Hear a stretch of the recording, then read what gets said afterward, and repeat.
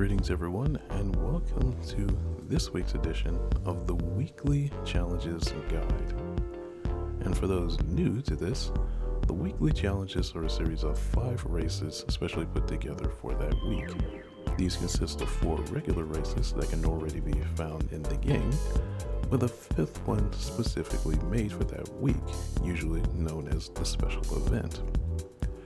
And the purpose of these guides is to give you all the useful information for these races, be it the types of cars you can use, the tracks they are at, the laps they have, and how to get around certain corners, how you get around AI, and so forth, as well as the performance points that you'll need to adhere to. So let's start this off with the European Sunday Cup 400.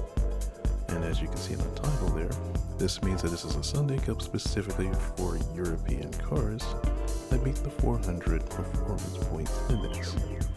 And of course, this takes place at Alsace, and test scores reverse as a 3-lap race. Now, this being a Sunday Cup race, you can pretty much enter anything in there, so you don't have to adhere just to the 400 performance points, as I'll demonstrate here with this BAC mono that I've already used beforehand. Other than the racing cars, it's pretty much stock. But this is a perfect example of what you can do, usually in a Sunday Cup race. And as for the points for this track here, for this race, honestly, with this being a Sunday Cup, the AI are more than ever very much early breakers, so you can pretty much pass by them easily depending on the car you use. So it comes down to just being mindful of where they will break early and how you can do that. But with how slow they are, it shouldn't be too hard to figure that out. Next up, the lightweight K-Cup. And of course, these are for compact Japanese cars, competing at 400 performance points on comfort softs. And in this particular race, this is at Tokyo Expressway south clockwise at 3 laps. Now, basically all the K cars are what you see here are the main rival cars. Also, there is going to be a penalty if you cut that last chicane, so be mindful of that. So the example I will use here is the Honda 660. This is a car that I had already previously used for another race. As you can see here, it's on the comfort softs that are required for the race, and it's slightly modified as well. I'd recommend you do that, as you will need it. And as for pointers for this race, again, the AI tend to be very braking early, especially the first section. You can pretty much go flat around here as long as you're pretty careful with your steering input and are mindful where the AI are. You can use a lot of momentum just to make so many passes just in this first sector alone.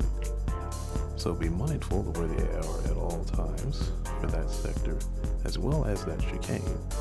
Again, executed correctly, you can make a lot of passes. Now, because the cappuccinos in this race are usually the main ones that tend to be the fastest in the group, you may find yourself restarting this a couple of times. So, be prepared for that.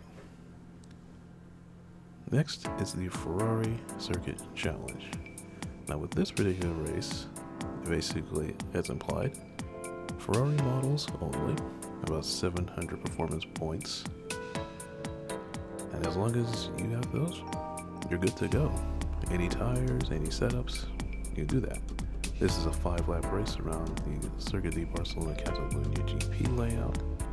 And for the example, I'm going to use my 458 Italia here that I've tried to build as a 458 challenge car, basing it off the real car there, including the racing hards and the various setup bits that I've done to it.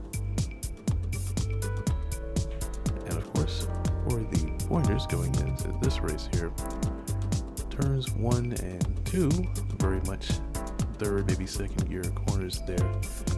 And of course, the big right-hander there, you want to go wide and then go in for the best possible exit out of that corner. Likewise, the same applies for the corner that comes after it. And this is an approach you will similarly use through the middle sector of the track as well. And the chicane is where this particularly applies there, because of how important this is for the exit out into the final corner. And this doubly goes well for passing these cars here, as once again, they tend to break early quite a bit.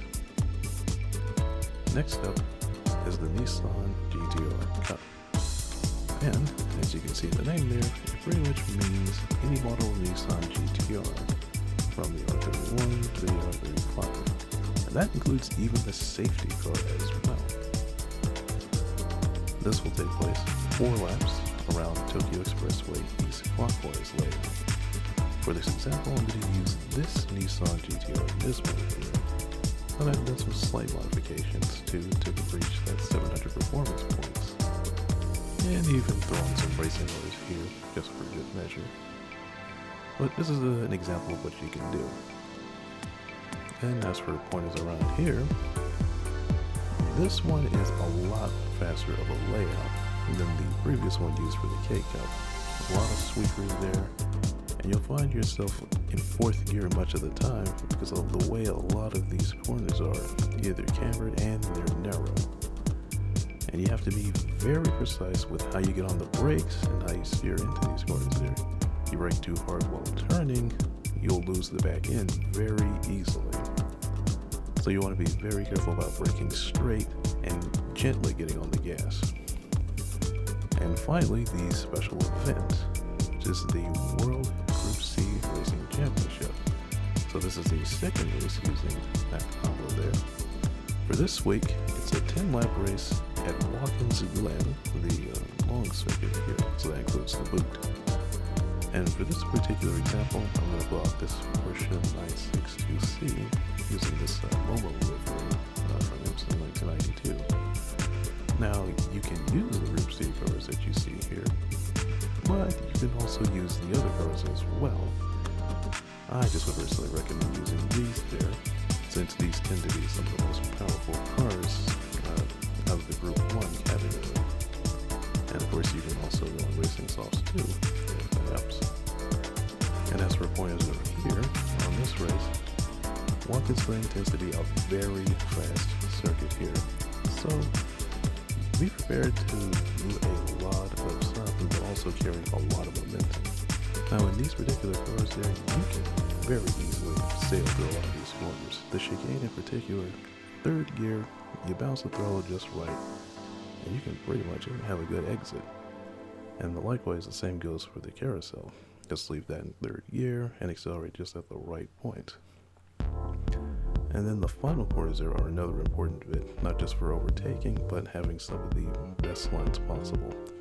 So you go into these final corners, 3rd gear, and kind of carry the throttle a bit.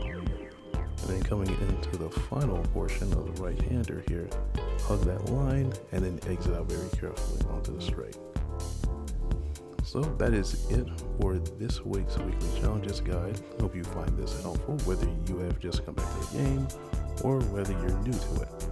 If you like this, then give this a like and please subscribe to the channel as I make more of these every single week. So that's it for this, and I will see you in the next video.